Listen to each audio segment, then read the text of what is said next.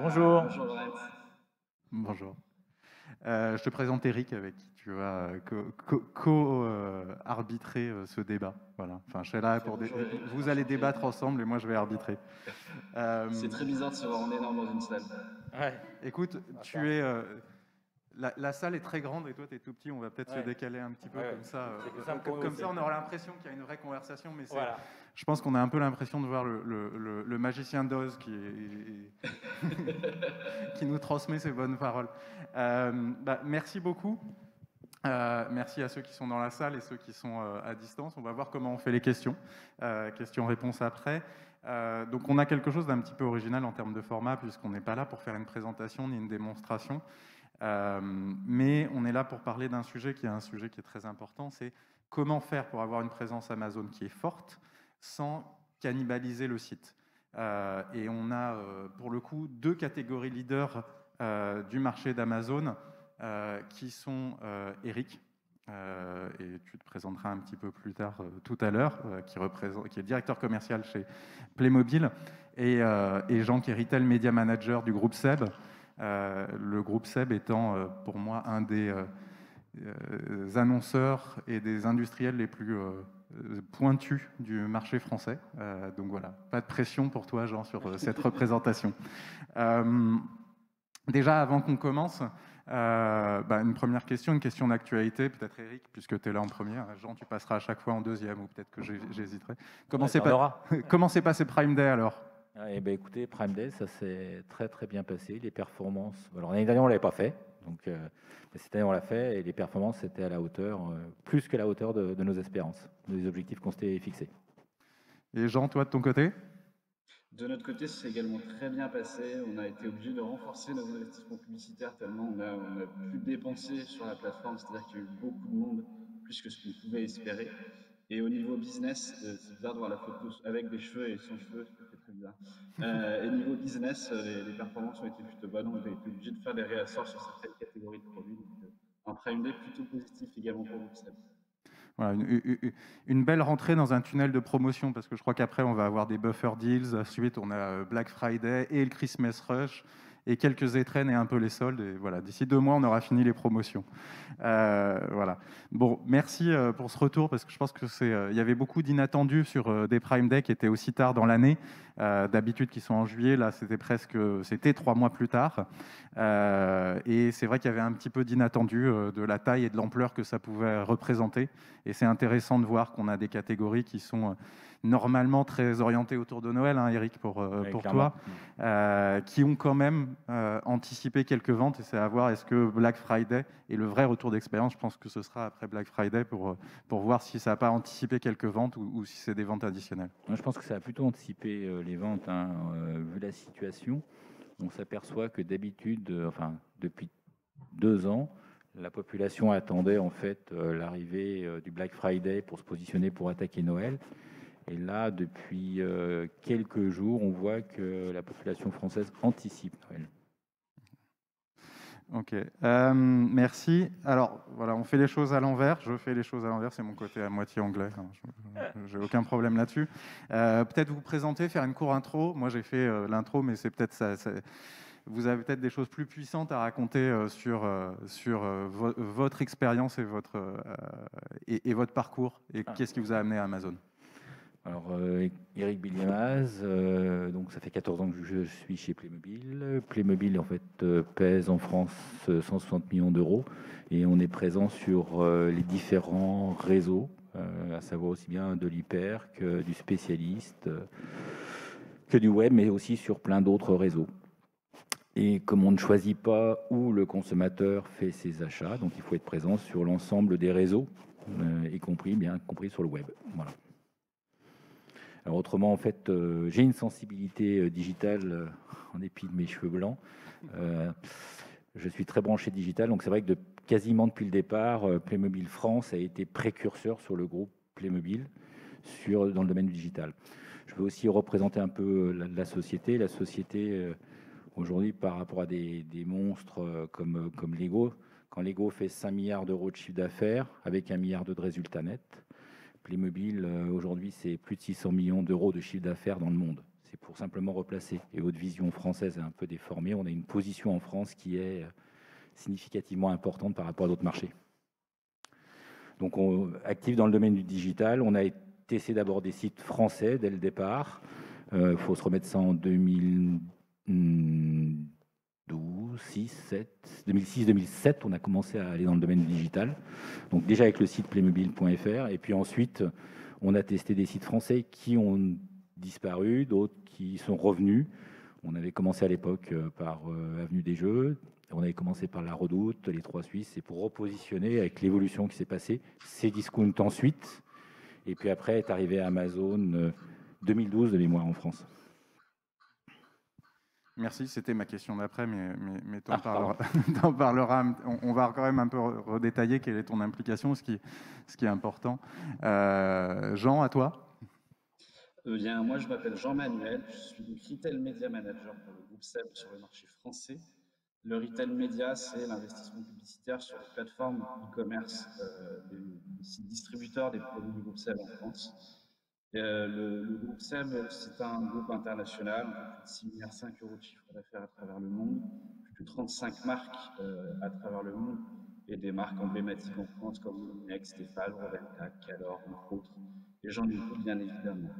Ça fait à peu près dizaine d'années que le groupe SEB appréhende le digital sur le marché français, avec des bons sites en flash il y a une dizaine d'années, et peu à peu, une digitalisation qui s'est accélérée, une appréhension des enseignes digitalisées et une appréhension également du e-commerce plus direct depuis quelques temps, avec des initiatives locales de plus en plus fortes et impactantes pour une structuration du digital et du e-commerce beaucoup plus structurée au sein du groupe SEB, avec des équipes renforcées depuis quelques temps. Okay, merci. Du coup, et là je fais un peu une transition sur la deuxième question et je vais te laisser continuer. Seb est arrivé quand chez Amazon? Et c'est vrai, ce qui est intéressant, c'est que tu nous as rappelé un peu, nous on a une perception Seb, Moulinex, Tefal très française, alors que vous êtes un groupe international avec des marques emblématiques comme Krups d'origine allemande ou WMF sur du tableware.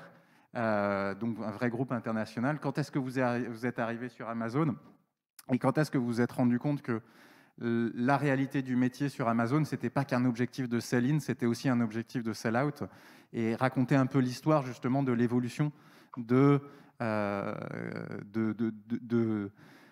fonction de retail marketing chez Seb, et le rôle justement que tu vas jouer dessus, parce que tu as un rôle qui est quand même presque unique sur ce marché français et qui va de plus en plus apparaître, qui est ce rôle de retail media manager. Le groupe SEB n'est pas vraiment arrivé de lui-même sur Amazon, il est arrivé malgré lui sur Amazon par des distributeurs qui ont utilisé la plateforme Amazon comme une place de marché pour écouler leur stock, leur overstock, et on s'est rendu compte de nous-mêmes que on perdait du business par ce biais-là, qu'on dégradait un petit peu la valeur de notre marché par ce biais-là. Du coup, on a décidé de l'appréhender directement et de nous mettre à disposition des produits en first party sur Amazon. Et ça fait à peu près je dirais 5 ou 6 ans qu'on a eu une approche directe auprès des équipes d'Amazon. Et depuis, je dirais 3-4 ans, on a commencé à faire les premières activations médias sur la plateforme Amazon. Et de fil en aiguille, le sujet et les catégories produits autour du groupe SEB étant de plus en plus structurées et compétitives et concurrencées par des marketplaces chinoises notamment, on a souhaité, nous, occuper l'espace en utilisant les leviers médias. Et ça fait vraiment un peu plus de 2 ans que j'active le périmètre retail média sur Amazon notamment, mais pas que. Et du coup, je ne t'avais pas fait préparer cette question et tu n'es pas obligé d'y répondre. C'est quoi la part du retail média dans vos investissements digitaux? Quand je dis retail média, c'est retail média digital, à peu près. C'est une part qu'on ne peut pas communiquer forcément, que tu peux comprendre, mais c'est une part qui est de plus en plus grandissante et qui est encore renforcée en termes de poids sur cette fin d'année par rapport à l'historique des années précédentes. D'accord. Merci Jean. Du coup, Eric, c'est le même parcours ou ça a été... C'est exactement, c'est marrant, hein. C'est exactement le même parcours. C'est-à-dire qu'en fait, on s'est retrouvés, nous, Playmobil, à s'apercevoir qu'il y avait il y avait des grossistes qui livraient concrètement Amazon et qu'on gérait pas assez notre image, les images n'étaient pas très correctes, les contenus n'étaient pas corrects. Donc on a pris la décision, c'est pareil, à 6-7 ans en arrière, de reprendre la main et donc de livrer en direct Amazon. Et je partage ce que dit Jean. De toute façon, si on considère Amazon comme un client, c'est pas bon. Il faut considérer ça comme une vraie plateforme orientée communication, communication sur votre marque, des messages à transmettre, aussi bien par la richesse de contenu, et par de l'AMG également, et également de l'AMS, pour pouvoir mettre en valeur correctement ces produits. Voilà. AMS, Amazon Sponsorized Product, et Amazon Brand Sponsorized. Oui.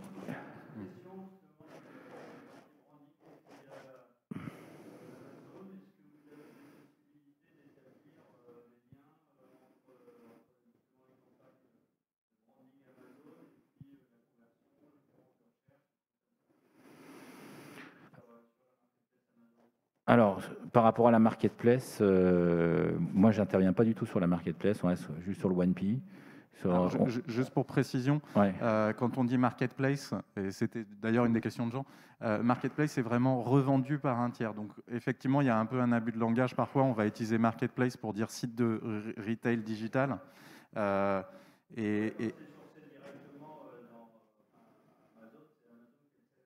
Exactement, en 1P.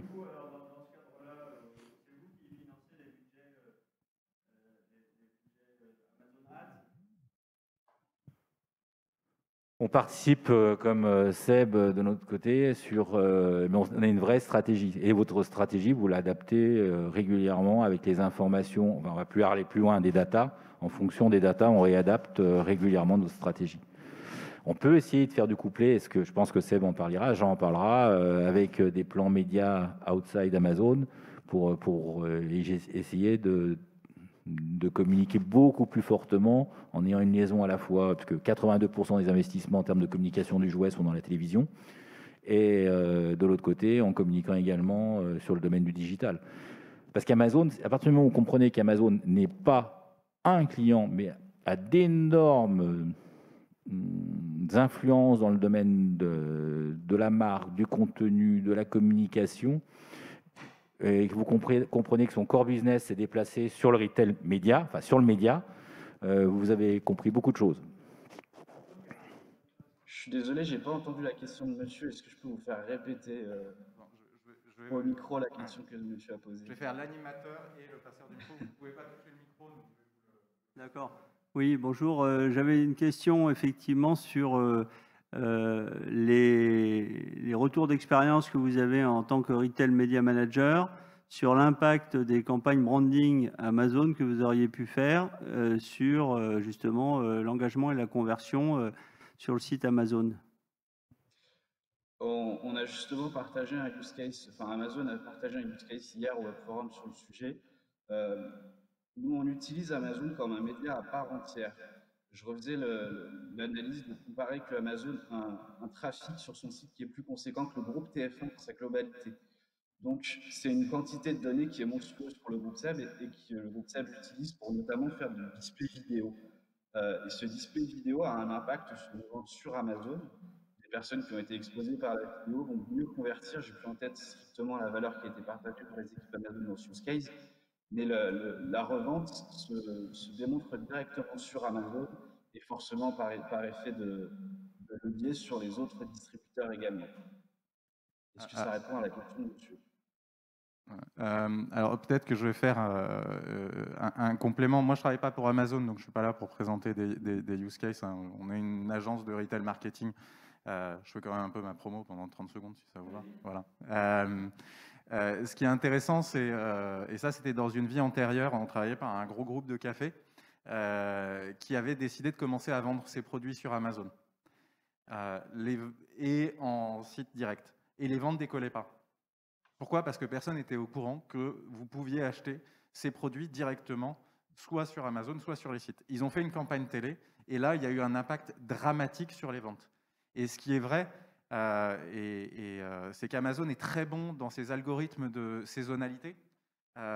pour prendre en compte, et c'était notre introduction, des événements saisonniers comme Prime Day par exemple, mais ils sont beaucoup moins bons pour prendre en considération l'impact des campagnes télé.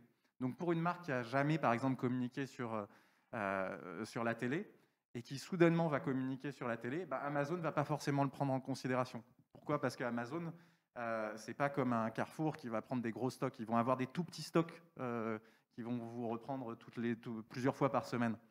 Et il s'est passé sur certains clients, certains fournisseurs, que les produits, à cause d'une campagne télé, allaient être au stock et n'avaient pas été anticipés dans les algorithmes d'Amazon. Deuxième question. Attendez, Merci Laurent. Est-ce que justement, vous disiez tous les deux que l'aspect visibilité consommateur d'Amazon va bien au-delà des ventes qui sont réalisées sur Amazon, qu'elles le soient sur le seller central ou sur le merchant, etc. Est-ce que vous avez en tant que média manager, fait des tentatives de mesure d'impact de la visibilité, enfin les volumétries de visibilité sur Amazon Ads, mais même la partie affichage dans les listings Amazon sur le reste du business, sur le consommateur? Est-ce que vous avez fait des mesures médias ou déclaratives, des choses comme ça? L'impact d'Amazon sur les ventes non Amazon. C'est ça, si je peux résumer. Je suppose que la question est plutôt tournée pour moi. Vas-y, Jean.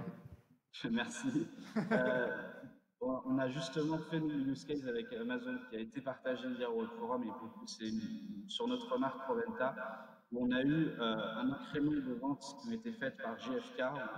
GFK a isolé toute une partie des personnes qui ont été exposées à nos campagnes sur Amazon Advertising, et leurs impacts se représentent sur les magasins physiques, sur la GSS, sur les magasins à partie boulanger notamment. Et on a constaté qu'il y a eu un vrai uplift de vente, pas forcément sur le produit qu'on a promu, mais sur l'ensemble de la catégorie. Je vais vous donner l'exemple concret. Si on pousse un aspirateur balai spécifiquement vendu sur Amazon, on va trouver un impact global sur l'entretien des sols, sur les magasins d'articles pour notre marque, sur l'ensemble du périmètre GSF en question. La valeur, je ne l'ai plus en tête, je suis désolé, il y a beaucoup trop de chiffres en ce moment avec Prime Day, je n'ai plus en tête l'uplift réel qui sera représenté, mais l'incrément que ça représente pour les ventes en magasin est clairement déterminé et clairement défini, quand bien même on vend sur Amazon, mais quand on médiatise sur Amazon également.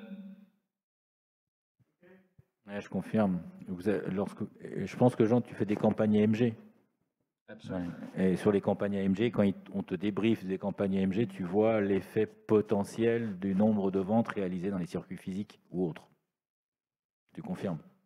C'est bien ça. Et le site e-commerce, vous avez un site e-commerce? Alors, c'est ma question suivante. Mais sinon, je vous laisse animer, il n'y a pas de problème. Non, mais c'est parfait, parce qu'on est peu nombreux, mais il faut pouvoir animer. Merci. Mais je le dis de manière vraiment très positive, voilà. Parce que c'est justement ma question d'après. Peut-être, Eric, tu vas commencer. C'est quoi la complémentarité, parce que c'est quand même le thème qu'on peut avoir, entre un site direct consumer et une présence sur Amazon? Est-ce que c'est pour vendre les mêmes produits, les mêmes services? Est-ce qu'on s'adresse aux mêmes audiences? Qu'est-ce que tu vois, toi, de manière fonctionnelle, comme complémentarité entre ces deux plateformes qui ont toutes les deux leurs avantages et certains inconvénients? Alors, on va commencer à l'essence du site Playmobil à la base. Le site Playmobil à la base, il a été créé pour apporter en fait en France, dans l'ensemble des campagnes, un peu partout, des gammes en fait qui n'étaient pas forcément présentes dans la grande distribution physique. Il faut reprendre déjà à la base, et on apportait un service supplémentaire puisque la gamme est très large, mais dans le réseau physique, vous n'allez pas mettre 100% des gammes, parce qu'il y a des références qui, entre guillemets, ne payent pas leur place. Mais par contre, quand vous êtes une gamme de collection, vous devez de la présenter. Donc, à la base de l'essence du site, c'est ça.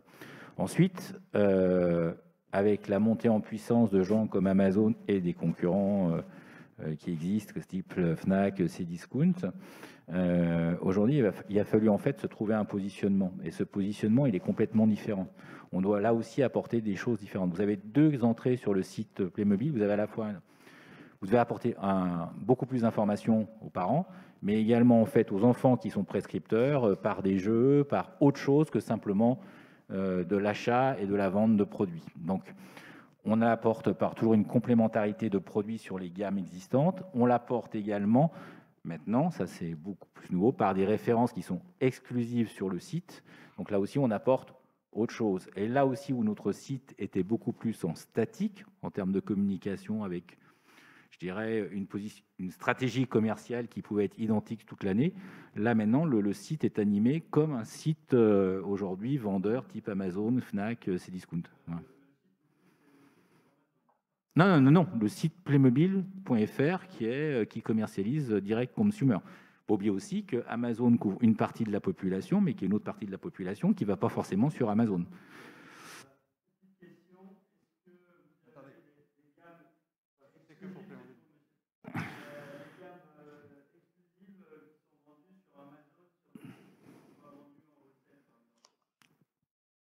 Alors, vous avez des gammes. Vous avez des gammes qui sont exclusives sur le site playmobil.fr. Enfin, pas des gammes, des références. Vous avez aussi tous les accessoires complémentaires, si vous connaissez la marque, qui sont vendus de manière aussi uniquement sur notre site. Et de l'autre côté, sur Amazon, vous pouvez également avoir des produits exclusifs qui sont dédiés au site. Voilà. Bon, d'un autre côté, aujourd'hui, l'exclusivité, il faut la mettre en relatif avec un monde, avec une globalisation, c'est-à-dire une référence qui est exclusive, peut-être sur un client en France, peut avoir été vendue en UK ou vendue en Autriche ou vendue en Italie et se retrouver sur une marketplace et elle devient plus exclusive. Il faut bien avoir ça aussi en tête. Hein. C'est qu'avec la mondialisation, un produit qui... Alors, peut-être qu'il n'y en aura que 20 UC, mais il faut savoir que ces 20 UC peuvent se retrouver quelque part. Peut-être que, je pense que Seb a exactement les mêmes choses. Il va dire, je fais une exclusivité sur une enseigne et va savoir pourquoi, sur une marketplace, un merchant, aujourd'hui, a la capacité en fait, de pouvoir livrer également ce produit. Quand tu prends la complexité de la distribution entre des fully owned sur lesquels il y a une vraie maîtrise et d'autres où il y a des franchisés, le franchisé Leclerc, s'il a décidé de vendre son produit en marketplace, il peut très bien le vendre en marketplace, par exemple. Ah, exactement. On pouvait retrouver aujourd'hui des distributeurs franchisés indépendants sur les marketplaces françaises qui vendent sur des concurrents à eux directement, oui, bien sûr. Et toi, Jean, du coup, quelle complémentarité? Alors, quand je t'ai posé la question, j'ai fait le tour, enfin, pas des 35 marques, mais je suis allé voir Tefal, où pour moi, il n'y avait pas forcément de présence e-marchand en propre. Un Seb ou Seb, où c'était plutôt des accessoires, un Roventa, où il y avait pour moi toute la gamme. Quelle approche vous avez pu prendre de votre côté et quelle complémentarité? Parce que et c'est l'originalité de cette conversation. On vient plutôt de gens qui ont d'abord eu une présence Amazon et ensuite un site, qui ont musclé leur site dans un deuxième temps. Et c'est là où ton apport est intéressant. Traditionnellement, le groupe SEB fait son business par des distributeurs et on tient à cette bonne relation auprès de nos distributeurs. Donc, on a toujours été un petit peu frileux à faire la vente directement auprès de nos consommateurs. Et petit à petit, les années avançant, on se rend compte qu'un concurrent britannique le fait, un concurrent hollandais va se mettre à le faire, pour ne pas citer Dyson et Philips. Et petit à petit, on se rend compte que on perd à la fois de la data sur nos propres acheteurs de nos propres produits et potentiellement on perd de la part de marché puisque Dyson fait à peu près 25% de son business sur son site en direct. Partant de ce constat-là, il était dommage de ne pas nous aussi capitaliser sur nos sites de marque et nos assets de marque pour accompagner les shoppers et leur proposer directement la vente de nos produits. Ça a commencé il y a quelques années par la vente de nos pièces détachées des accessoires directement sur nos sites. On a une plateforme logistique qui propose 10 ans de disponibilité de nos pièces détachées et on a capitalisé sur cette capacité logistique pour mettre à disposition directement nos pièces détachées. Petit à petit, on a continué cette histoire avec des forfaits de réparation qui mettaient à disposition, qui étaient du coup au bénéfice de nos centres de réparation agréés. Et petit à petit, cette histoire a tiré le trait et a continué jusqu'à la vente directe de nos produits, qui a démarré il y a de ça un peu plus d'un an avec les pop-up personnalisables, où on met à disposition sur le de seb.fr et d'autres initiatives par d'autres marchés locaux, notamment la Turquie, etc., qui ont pu vendre directement leurs produits. Et le site Roventa maintenant propose 100% du catalogue qui est disponible sur le site Roventa, peut-être acheté directement auprès de notre marque et auprès de nos entrepôts logistiques. C'est quelque chose qui n'est pas simple pour le groupe Seb et qui est une histoire qui est lourde à mettre en place. On sait très bien vendre des camions entiers et facturer des palettes entières.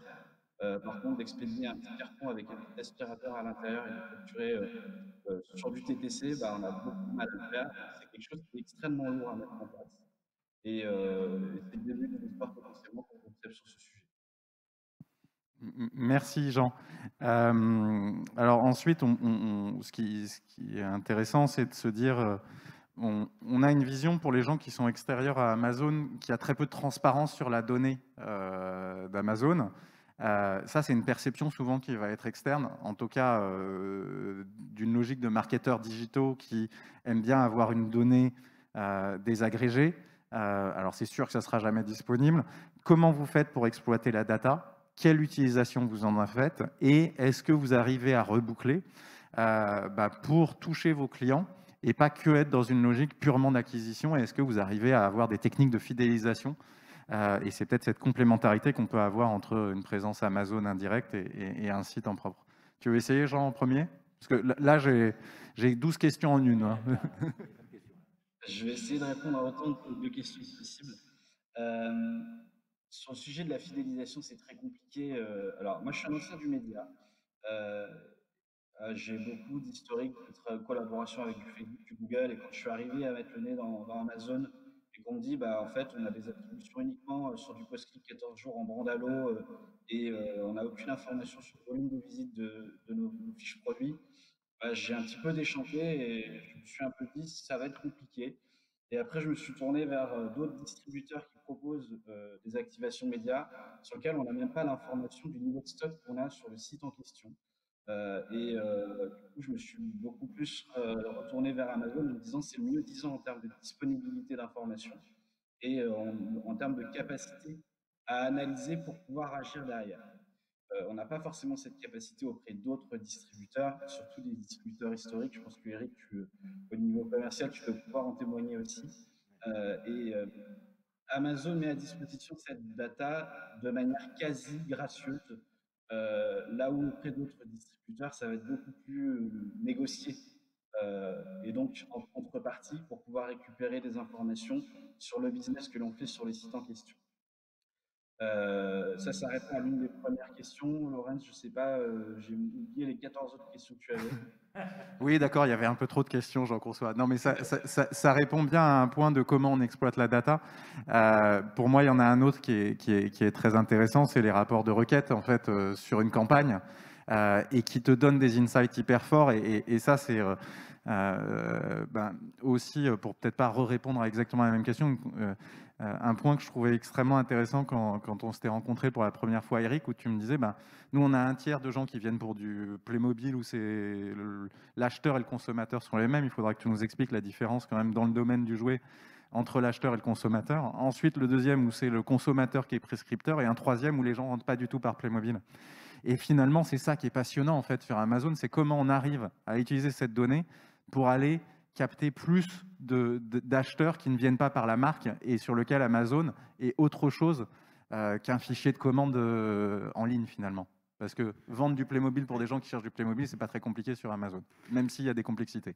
Oui, alors en fait, je vais d'abord répondre pour tout le monde par rapport à la question de Laurent, c'est qu'en fait, on a 3 types d'acheteurs. On a les enfants qui sont prescripteurs et les parents qui sont Playmobil. Ensuite, on a les enfants qui sont Playmobil, mais les parents ne le sont pas forcément. Et ensuite, les enfants qui ne sont pas du tout Playmobil et les parents qui ne sont pas du tout Playmobil. Donc, c'est par rapport à cette dernière question qu'on répondra sur Amazon. Alors déjà, comment on travaille? Donc la fidélisation, je suis d'accord avec toi, Jean, je pense que c'est très compliqué. L'autre point, c'est que la data, il y en a. Alors, ce que disait Jean également, c'est que par rapport à des clients historiques, le niveau de granularité qu'on a en data chez Amazon est assez spectaculaire. Alors après, la question, c'est est-ce que dans vos entreprises, vous avez la population pour pouvoir faire ça? Aujourd'hui, en fait, je vous réponds non. Donc, ce qu'on a fait, c'est que j'ai milité fortement là-dessus. On a une web agency qui est similaire à une entreprise comme Laurence, qui apporte un service assez optimum et qui nous permet en fait de décortiquer la data, d'aller assez loin et de pouvoir adapter nos stratégies en fonction des différents événements ou en fonction de nos objectifs. Pour avoir des objectifs purement de chiffre d'affaires sur une gamme, pour avoir des objectifs genre de stock au cas où. Donc là aussi, on sait le gérer et s'adapter en fonction des datas. On peut également toucher, je vous ai dit tout à l'heure, l'enfant n'est pas Playmobil, les parents ne sont pas Playmobil. Je prends l'exemple des algos, il faut parfaitement maîtriser les algos. Et là aussi, une aide extérieure nous aide bien pour pouvoir nous adapter. L'enfant veut un camion de pompier. Il ne vous dit pas s'il veut un camion de pompier Lego, Siku, ou s'il veut un camion de pompier Brooder ou Playmobil. Il rentre par camion de pompier, le parent. Et ben après, c'est à vous justement d'être positionné au bon endroit pour que le camion de pompier Playmobil soit le premier qui remonte. Voilà, par exemple. Après, en termes de data, ça nous permet de savoir énormément de choses sur nos clients en France, où est-ce qu'ils se répartent. Enfin, j'en confirme à tout ça. On sait exactement que mes premiers clients sont dans le 15e, par exemple, à Paris, que c'est dans presque telle rue et qu'en fait, grosso modo, ils ont acheté à telle heure. Voilà. Et eux peuvent avoir un niveau de segmentation qui est encore beaucoup plus vite, parce que le niveau de segmentation est fichtrement impressionnant maintenant par rapport à ce qu'elle était il y a 6-7 ans en arrière chez Amazon. Et on peut avoir un niveau de détail, en particulier pour les campagnes AMG, vraiment extrêmement fin. Tu confirmeras, je pense, chacun des points. Je confirme. Et c'est un vrai point, en effet, on a une quantité d'informations qui est tellement pléthorique qu'il faut avoir une approche pragmatique auprès d'Amazon sur n'importe quelle activation et n'importe quel enjeu et objectif qu'on aura sur une catégorie ou sur un moment d'activation. La quantité de data est tellement monstrueuse qu'il faut faut pouvoir se faire accompagner soit par des data analysts en interne qui vont essayer de la réagréger avec d'autres informations qu'on pourra avoir par ailleurs, qui sont des informations internes, des GA360 qui peuvent nous donner des informations, fait également avec les données d'Amazon, et des données de revente également qui ne sont pas forcément toutes disponibles sur les plateformes advertising d'Amazon. Et tout ça également avec des opérants médias qui vont être des agences médias comme Laurence peut le proposer et qui vont réaliser l'investissement pour vous en bonne intelligence. Si on a une volonté de défendre nos marques si on reprend l'exemple d'Eric, si quelqu'un cherche Playmobil, il faut pouvoir trouver les Playmobil, mais si on veut aller chercher du nouveau business, de l'incrémental de business, acheter le mot-clé camion de pompier sur Amazon peut pleinement être intéressant pour aller chercher du nouveau visitorat et du nouveau business sur Amazon. Et tout ça en ayant des objectifs et des enjeux de rentabilité de l'investissement. Et tout ça est pleinement disponible sur Amazon avec tous les indicateurs possibles de clics, d'impression, de revente et même plus encore si on veut aller jusqu'à les données socio-démo, jusqu'à peut-être pas la rue ou le numéro de rue, mais au moins l'arrondissement si on est dans les grandes métropoles. Ouais. C'est une des choses que moi je trouve passionnant dans l'environnement d'Amazon, c'est cette évolution en fait qu'on est en train de voir. Et parfois j'ai presque l'impression de prendre une machine à remonter le temps et de me souvenir du début de Google et de l'évolution en fait qu'on est en train de voir. Et ensuite, avec Jean, on échange beaucoup sur LinkedIn. Moi j'ai certains fantasmes sur ce vers quoi va arriver la plateforme, mais ça c'est un autre débat. Il y avait une question là, non ? Ça rejoint ce que vous venez de dire, Jean. En fait, si je comprends bien ce que vous avez dit tous les deux, il y a une quantité de data énorme sur Amazon, mais finalement, elle est d'une telle complexité ou d'une telle taille que sans accompagnement, on ne s'en sort pas. Oui. C'est ça le constat. Exactement. C'est pour ça que c'est exactement, je pense que Jean confirmera. Hein. Je pense savoir par qui aussi accompagner, mais on n'est pas là pour faire de la pub. Donc, oui. En fait, il y avait deux solutions. La première, c'est qu'on renforçait l'équipe digitale dans l'entreprise, mais ça va tellement vite. Et Amazon va tellement vite, et les autres aussi vont aussi vite. Enfin, si vous suivez l'ensemble des distributeurs digitaux, il vous faut un niveau de compétence et de former en permanence les gens, et il faut que les gens restent dans l'entreprise. Pareil compliqué. Donc, moi, ma vision, j'ai préféré en fait que mes équipes montent en niveau, mais de se renforcer avec un accompagnement, avec qui on est en weekly call, voire bi-weekly call en cette période, pour pouvoir adapter, qui, eux, maîtrisent de la data pour différentes sociétés et nous font ressentir les choses. C'est-à-dire que nous, on peut avoir une stratégie, comme je disais, j'ai expliqué à Laurence, l'autre fois, je les ai challengés en disant, bon, bah, ok, voilà ma stratégie pour jusqu'à la fin de l'année, tel point, tel point, tel point. Ça fait 4 ans qu'on bosse ensemble. Bah là, pour une fois, je vous dis, bah, ça, c'est la mienne, mais maintenant, j'attends la vôtre. Vous avez des gens de très bon niveau dans votre entreprise. J'attends votre recommandation en termes de stratégie, parce qu'il y a ma vision entre le monde digital, le monde réel, enfin de cette porosité totale, mais d'un autre côté, il y a des choses que vous avez pu observer, des faibles faisceaux d'indices qui doivent nous permettre de révéler peut-être qu'il y a une modification à faire de la stratégie. Donc, pour moi, il faut être accompagné, et eux, ils gardent des cerveaux, ils ont des gens extrêmement compétents, et ils ont une vision, un peu comme un cabinet d'audit ou un cabinet de conseil, qui va voir différents types d'entreprises, qui va voir émerger en fait pas mal d'informations, et avec des échanges d'informations, d'histoires, d'expériences qui vont nous enrichir mutuellement, tous. Tu es d'accord, Jean? Je suis complètement d'accord. Pour le coup, nous, on est accompagné de pas mal d'agences qui sont plutôt dans du conseil, qui sont plutôt dans de l'activation, ou plutôt dans de la réflexion d'activation plus que dans du conseil. Euh, Laurence peut nous accompagner régulièrement sur la partie média, on échange souvent sur le sujet. Je ne sais pas quelle est la taille de votre entreprise, madame qui a posé la question. Euh, dans tous les cas, quels que soient les sujets d'activation marketing, qu'ils soient retail marketing ou marketing digital, les informations sont monstrueuses et la quantité d'informations que vous pouvez avoir est monstrueuse. Donc c'est comment vous appréhendez cette quantité-là. Soit vous avez les capacités en interne avec des ultra experts qui vont être extrêmement spécifiques. Et comme Eric le disait, bah, pour évoluer sur ce genre de profil dans l'interne, bah, ce n'est pas forcément très évident. Soit vous vous faites accompagner par des agences ou par des technologies qui vont pouvoir récupérer enfin, être délégantes de l'activation et de la réflexion et de la structuration de cette quantité d'informations pour vous donner les informations qui vous seront utiles pour activer votre stratégie ou mettre en place votre stratégie dans cet écosystème retail. Ça dépend de comment vous êtes structuré et de comment vous appréhendez le sujet. Merci Jean. Une autre question. Bonjour. En fait, nous, la société pour laquelle je travaille, on a une activité B2B principalement. On revend à des magasins. On a certains de nos clients qui revendent également sur Amazon. Nous, on revend aussi en direct à des clients finaux sur Amazon. Donc, nous sommes les concurrents de nos clients et nos clients sont nos concurrents. Ce qui n'est pas toujours évident. Et je voulais savoir comment vous... Enfin, alors, on a une taille et une notoriété qui est bien plus faible que vous. Donc, peut-être que chez vous, la réponse est plus simple.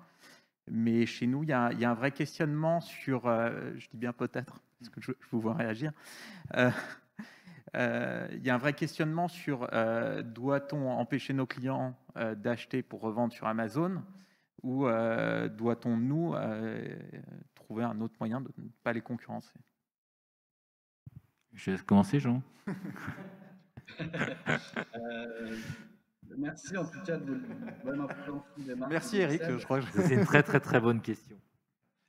C'est une très bonne question, c'est clair. Le groupe SEB, on a la chance d'avoir des marques emblématiques, mais on a aussi l'inconvénient d'avoir des petites marques qui doivent émerger.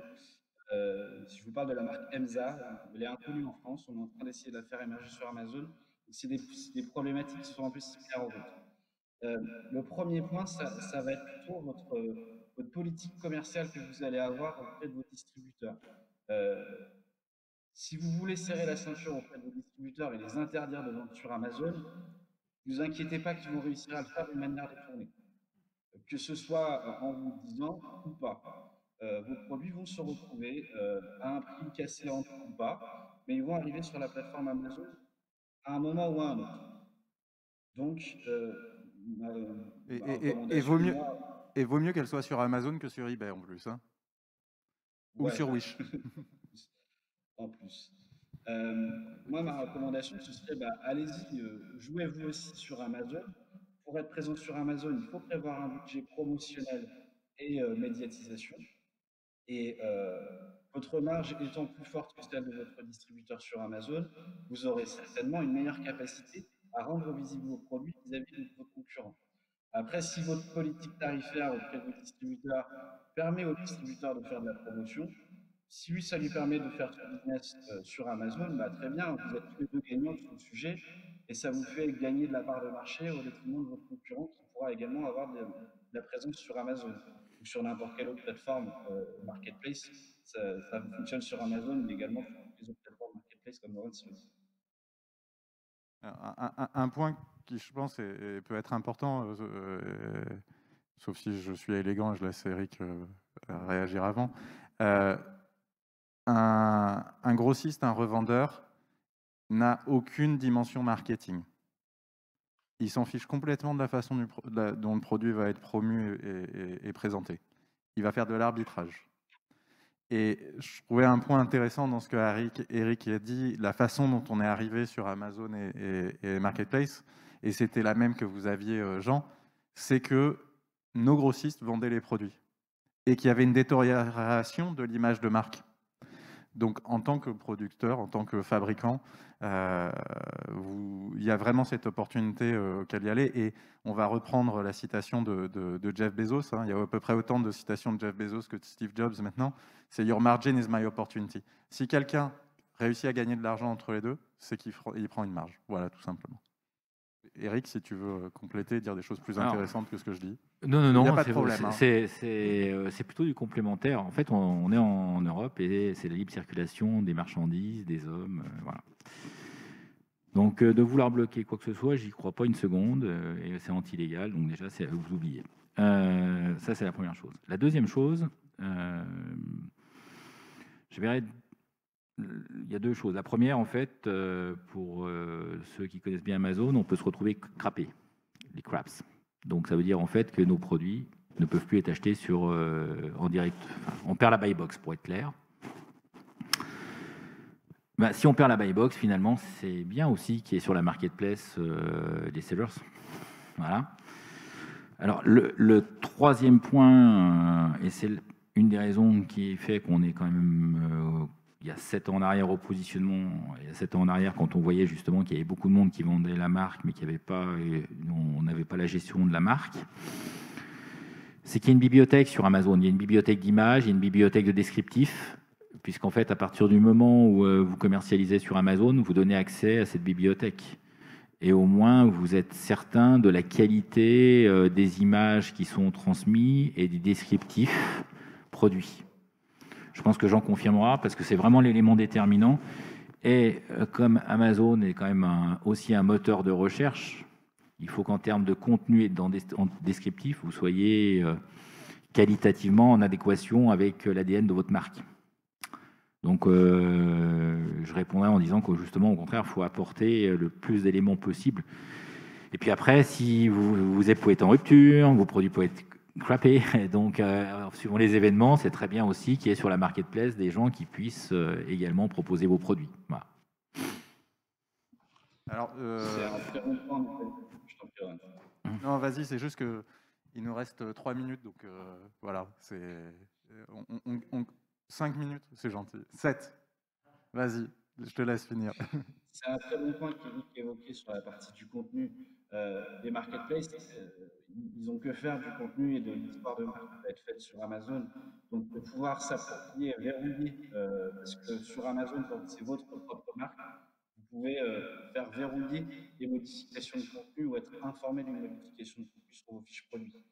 Et l'autre point, c'est que quand bien même votre contenu est parfaitement optimisé, que vous avez passé du temps une fois tous les 6 mois ou sur une certaine fréquence, tous les produits marketplace qui vont être faits seront forcément meilleurs que vous, parce que souvent réalisés par des personnes qui vont soit faire du dropshipping si vous êtes dans un univers de produits qui va avoir du dropshipping, soit par directement des fabricants en Chine qui vont, eux, avoir cette perfection du contenu qui va faire que votre contenu va pas être bon sur Amazon comparativement à ces marketplaces-là qui auront des contenus extrêmement qualitatifs. Oui, parce qu'eux, ils n'attendent pas le légal ou ils n'attendent pas l'assertiment de du siège pour mettre en ligne. Eux, ils font des modifications et pour le coup, ils vont modifier leur fiche produit plus que tous les 6 mois et ils le font vraiment en permanence et ils optimisent en permanence. Et il y a des outils qui te permettent justement de voir le versionning et les effets de chacun du versionning sur ton volume de visibilité. Donc là, on rentre... Les concurrents, on regarde les marketplaces. Alors, on va conclure. Soit je vous laisse le mot de la fin, soit on avait une dernière question. Cette dernière question, c'est qu'on a 63% maintenant des recherches produits aux États-Unis qui commencent sur Amazon. C'était 56% en 2019. Donc, c'est un vrai shift. Avant, c'était Google. Maintenant, c'est Amazon. Est-ce qu'il y a encore une place pour un site e-commerce en propre dans cet environnement-là, ou est-ce qu'il faut tout miser sur Amazon, tout miser sur les retailers? Eric, directeur commercial. De mon côté, alors je vous confirmerai qu'il faut avoir votre site et depuis le confinement, je vous confirme que c'est encore plus vrai. Voilà. Parce qu'on est sur une demande consommateur. Il y a les consos Amazon avec le système de fidélité, parce que aujourd'hui, entre Fnac, Cdiscount et Amazon, il y a une guerre qui s'est instaurée, et c'est pas forcément la guerre du facial, du prix. C'est aujourd'hui, c'est celui qui a le mieux fidélisé à travers différents programmes. D'accord ? Donc, après, vous devez apporter autre chose avec votre site. Et pour moi, le consommateur demain sera Amazon ou pas Amazon. Et qu'il faut lui laisser cet espace de liberté, c'est l'espace du choix, quoi. Voilà. Donc, Amazon est un très très bon moteur de recherche. Nous, on l'enrichit avec des contenus très forts et on enrichit en contenu aussi notre propre site. Donc, je ne mettrai pas. Il y aura des. Je vous dis, je pense que c'est beaucoup plus dit au programme de fidélisation et c'est intéressant de voir le pourcentage de gens en fait qui adhèrent au programme de fidélisation Amazon aux États-Unis. Parce que c'est peut-être devenu un réflexe, mais est-ce que le réflexe fait que derrière, il y a achat obligatoirement sur Amazon? Ce serait intéressant aussi globalement de voir l'analyse. Jean, tu nous conclus tout ça de manière brillante, avec une présence aussi forte, parce que tu ne te rends pas compte, mais ta tête ma taille, et je ne suis pas petit. Non, pas comme ça. Je ne le pensais pas du tout comme ça. Là, c'est un sujet, une donnée qui est intéressante que tu soulèves là, Laurence, qui est une donnée qui est américaine avant tout. On a la chance en Europe et en France de ne pas avoir que Amazon, qui a une part de marché certes très forte sur le e-commerce, mais qui n'est pas aussi importante que ce qu'elle peut l'être aux États-Unis. Oui, la requête produit va avant tout être faite sur l'écosystème retail, version Google, mais elle ne va pas être uniquement amazonienne. Il y a Google qui a sorti dans le courant d'été un article où il faisait cette analyse-là, de dire que l'entonnoir de conversion, c'est plus classique où on descend de la notoriété à la considération à l'achat. Le shopper, il est extrêmement volage dans ce parcours-là. Il va aller d'un petit peu de partout. Et ce un petit peu de partout, pour moi, c'est également les distributeurs. On sait très bien qu'un shopper qui va être sur le site, enfin sur le magasin Fnac, il va très bien aller chercher sur Amazon le produit ou même sur Rakuten potentiellement, parce que le prix a été moins cher sur Rakuten et qui va comparer tout ça. Et je rejoins complètement Eric sur l'aspect expérience à l'enseigne et fidélisation au sein de l'enseigne. C'est pas pour rien que Cdiscount a lancé Cdiscount à volonté il y a 3 ans et qu'ils le font augmenter petit à petit. C'est que d'arriver à avoir une rétention sur notre shopper dans le site distributeur va permettre de continuer cette histoire-là et d'aller un petit peu à l'inverse de ce que Amazon peut proposer.